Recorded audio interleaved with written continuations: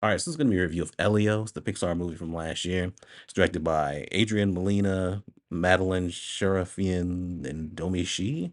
I didn't know there were three directors on this, but there you go. This came out last year. I didn't get the chance to see it. The trailer didn't look all that great to me. I was like, yeah, this kind of looks like something just thrown out there. But it's on Disney Plus, so I was like, well, I kind of want to review something. So I watched it yesterday. We're gonna talk about it today. All right, so in this we have Elio, played by Jonas Kubrabe. Uh, I probably messed up that name. He's lonely. He has no friends. His parents died. He lives with his aunt, Olga, played by Zoe Saldana. He lives with his aunt. They're having problems connecting too, so he feels really lonely, and he gets obsessed with the idea of going out to space, being abducted by aliens and everything, so that he can find some place he actually belongs. He feels like he doesn't belong on Earth. So he skips school, gets a radio, things like that, goes to the beach, and he's constantly trying to make contact with aliens. So aliens actually end up making contact with Earth because a long time ago, years ago, Earth sent out a message to potentially see if there's any life out there in space. So Elio ends up actually answering that message, so they end up abducting him, and he meets these aliens, different species, and they're part of a group called the Communiverse. And they believe he's the leader of Earth, and they want him to join. But him joining is dependent on him negotiating with the villain in this movie, that is Grygon, played by Brad Garrett. Him negotiating with him to keep him from attacking the Communiverse. So I actually thought this was pretty good. I heard some bad things about it. I heard people, bashing it. There's a lot of people who are upset with Disney. I'm upset with Disney for a number of reasons too, but it seems like a lot of people are really harsh on Disney and Pixar with their recent recent movies, and so I was expecting this to be like mediocre at best. I actually thought it was pretty good. I liked the look of the movie. I liked the animation. I think the different species with the aliens in the universe, I thought they were creative and looked great. I like the different technology and things that they have, but I think the main thing that really worked for me and really made this movie really elevated this movie was the relationship between Elio and Glorden.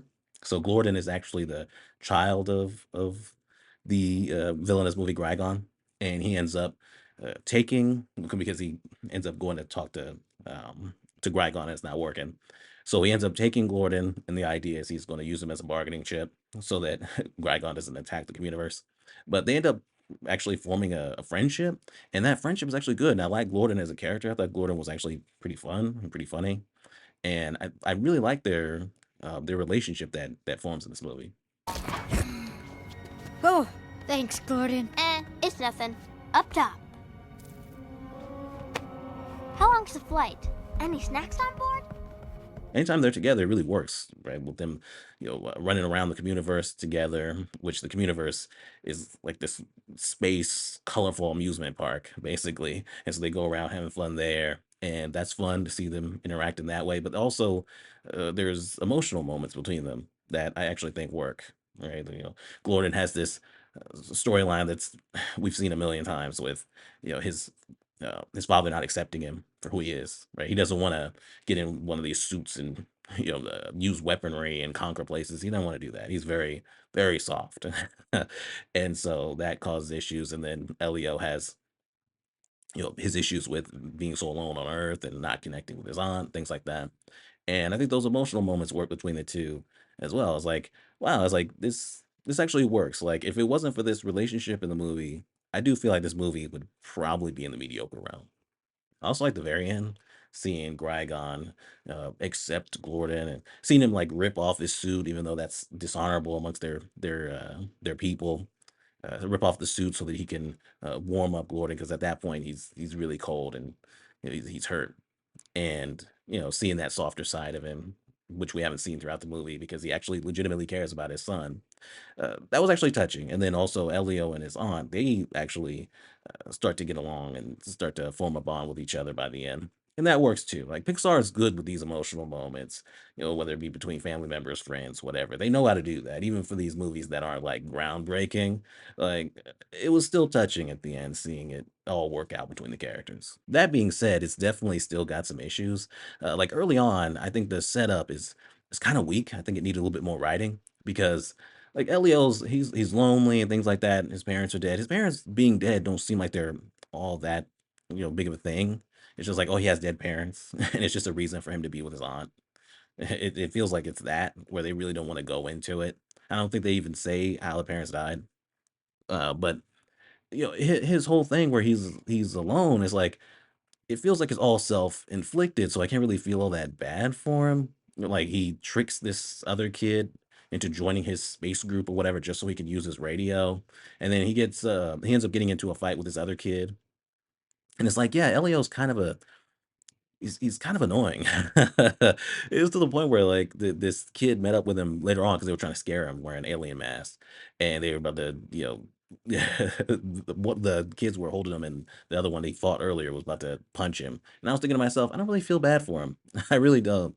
It feels like if it's all self-inflicted and they don't really fully sell you on why he's so lonely and why he has no friends other than that. So then it's like I can't really feel that bad for him.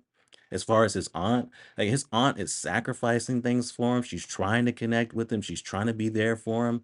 But yet he's going off on her saying, "Oh, you're not my family," which she definitely is. It feels like it would make more sense for him to say you're not my mom, but he says you're not my family. It's like, well, she is family. She is your aunt, but whatever. But the aunt is she's really sacrificing for him. She wants to be part of this astronaut program. It keeps being offered to her, and she keeps saying no because she wants to take care of Elio and everything they got going on. And you know, it, it's just like, come on, like, she's clearly trying. With me out the way, she can do what she really wants. Like be an astronaut or whatever. She gave up being an astronaut or whatever for you? Wow. She must really love you. No, she doesn't. She does send him off to this like camp or whatever it is, and he acts like he's being sent to boarding school because she doesn't want him. It's like, no, you're just going to a camp for a few weeks because you can't act right. You're skipping school. You're getting in fights. Like she's overwhelmed. She's trying to do whatever she can. It's just like he's just really he's really annoying, and it was really making him unlikable the way he was treating his aunt. It really was. It was to the point where it's like, kid, what is wrong with you? With the villain, with Grigon, there's definitely some missed opportunities there with the character, with him and his species, where they're all about violence. They have these suits and everything, these weaponry, and they can't even have a negotiation. Like Grigon's trying to have a negotiation with Elio, and in the way that they have their negotiation, you have to shoot something down while they're having it. Like they even have to have violence while they're having a conversation. So with that, it feels like there's a backstory there. It feels like there's something very interesting there, where outside of these battle suits and with their weaponry, they're these slug-like creatures. They're very soft and and weak. They don't even have eyes without the suit. I don't even know how they can see based on their design. But it feels like there's backstory to be like, oh well, the father, the villain in this, Grigon, that him and his species they developed these weapons and these suits because they were so weak, because maybe they were constantly being attacked and invaded, and maybe they were ran off of their planet or something like that, and then they developed these suits and this weaponry to be able to you know uh, defend themselves. But then they just got to the point where it was all about violence because they never want to be vulnerable ever again. It feels like there's definitely something interesting there with them having this slug-like design, but being in these battle suits and being, the villains and everything. They don't really do it. It's pretty flat when it comes to the villain. It's really flat. He's all about violence. He's all about, taking over the communiverse and attacking them and things like that. And you have the son that's not all about that, and so he's a disappointment.